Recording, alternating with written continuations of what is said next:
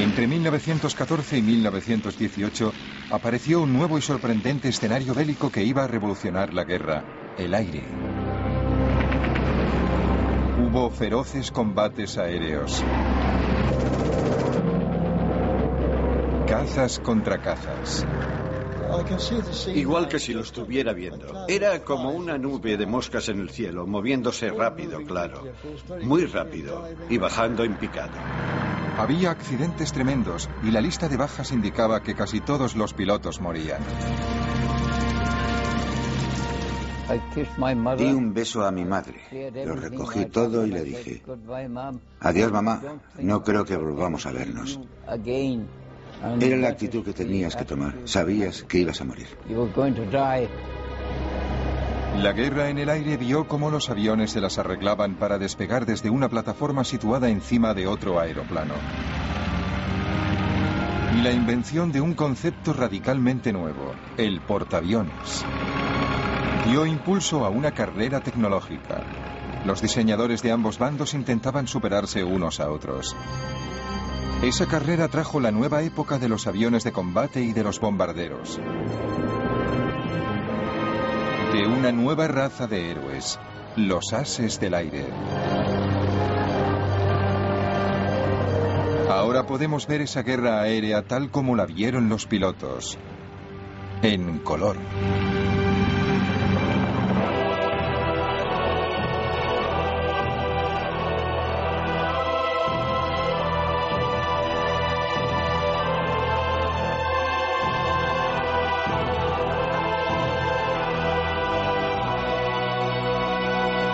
Primera Guerra Mundial en color.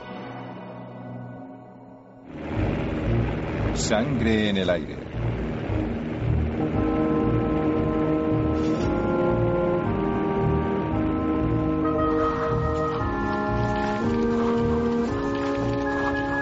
En el verano de 1914, mientras los ejércitos europeos marchaban hacia la guerra, los jóvenes de todo el continente se sentían atraídos por una forma de combate nueva y atrevida. En Gran Bretaña hacían cola para alistarse en lo que se llamaba el Real Cuerpo de Aviación. La edad mínima para ser un piloto en ciernes era de 17 años. El escenario principal para esos pioneros adolescentes iba a ser el frente occidental, Francia, en cuanto lograran pasar de la oficina de reclutamiento. Hasta ese momento no se nos había ocurrido que nadie más hubiera pensado en alistarse en el Real Cuerpo de Aviación. Era idea nuestra, una idea brillante y original, y a nadie más podía habérsele ocurrido. ¿Cuál fue nuestra decepción al ver la larga cola de chicos que esperaban delante de nosotros? Todas nuestras esperanzas, y eran muchas, se esfumaron. ¿Y todos esos también quieren entrar? Parece que sí. Luego el silencio y poco a poco la cola que se iba acortando, y todos mirábamos nerviosos a la cara de los que salían, intentando leer en sus ojos: ¿le habrán aceptado? ¿Me aceptarán a mí? La aviación solo tenía 11 años de existencia cuando empezó la Primera Guerra Mundial. Imagínate, para un chico de 18 o 19 años, al ver esas máquinas, eran los Ferrari de la época, eran los Harrier de la época.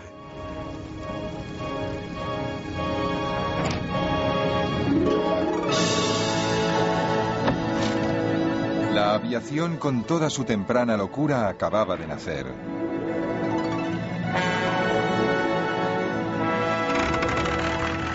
En 1903, los hermanos Wright realizaron el primer vuelo a motor con un Kitty Hawk en Carolina del Norte.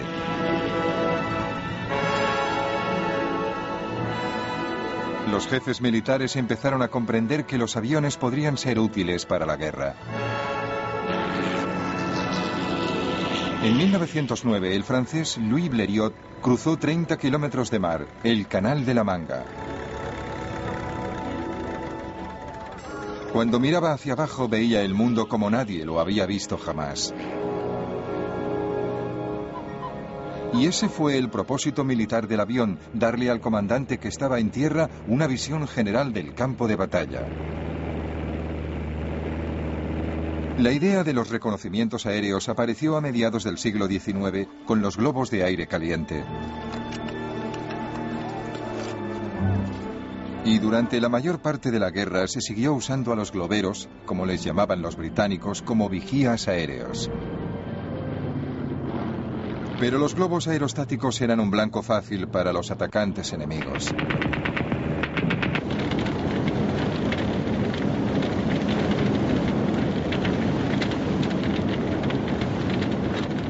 Para mayor seguridad, desde 1916 se permitió a los tripulantes de globos usar el paracaídas plegable que se había presentado en Norteamérica por primera vez hacía 30 años.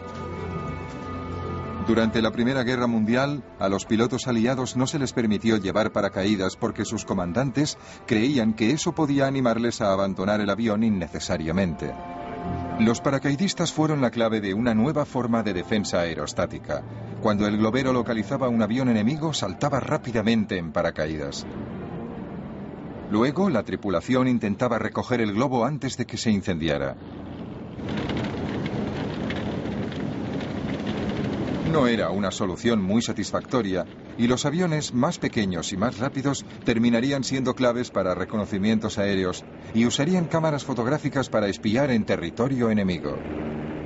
Si retratas algo, ves cosas que un observador corriente no puede ver, porque te llevas la película a casa, la revelas, la amplías, creas una imagen muy detallada y miras. Puedes ver nidos de ametralladoras, puedes ver rutas, puedes ver puestos de mando. Además de tomar fotografías, los pilotos podían transmitir por radio lo que veían al control de tierra. La única manera que tenía el enemigo de evitar que la información se filtrara o que el piloto volviera a la base con sus valiosas fotografías era abatirle. Pero en esas primeras épocas era difícil.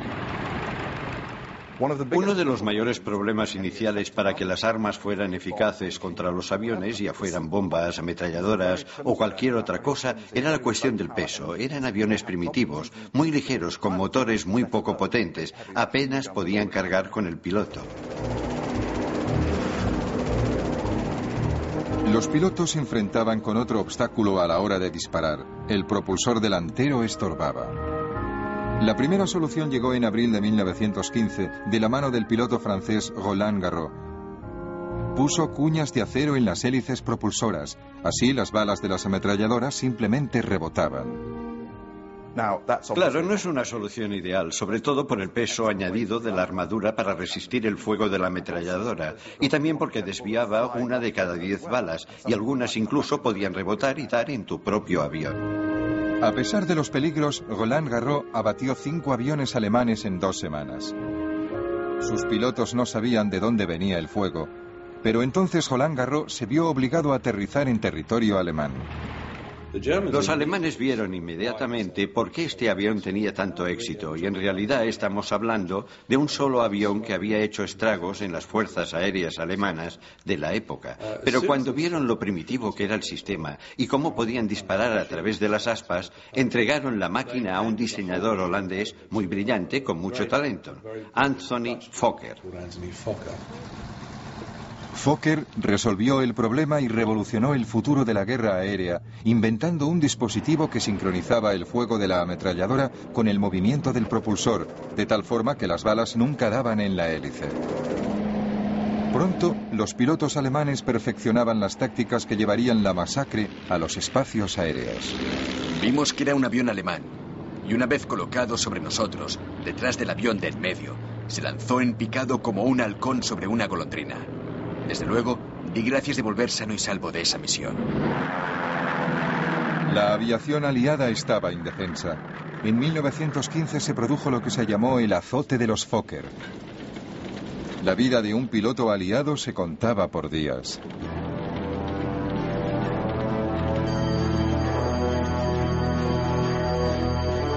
El azote de los Fokker de 1915 estaba acabando con los pilotos franceses y británicos.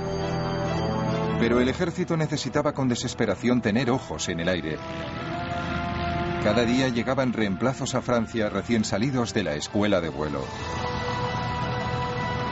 Cuando llegué a Francia a pilotar un avión de combate, no había volado jamás con el tipo de avión que tenía que cruzar las líneas al día siguiente. Y mucho menos había recibido instrucciones. Algunos salían con apenas 5 horas de entrenamiento. Los 2 chicos con los que crucé el canal y estuve hablando en el barco habían muerto antes de que yo llegara a cruzar las líneas. Están matando a gente cada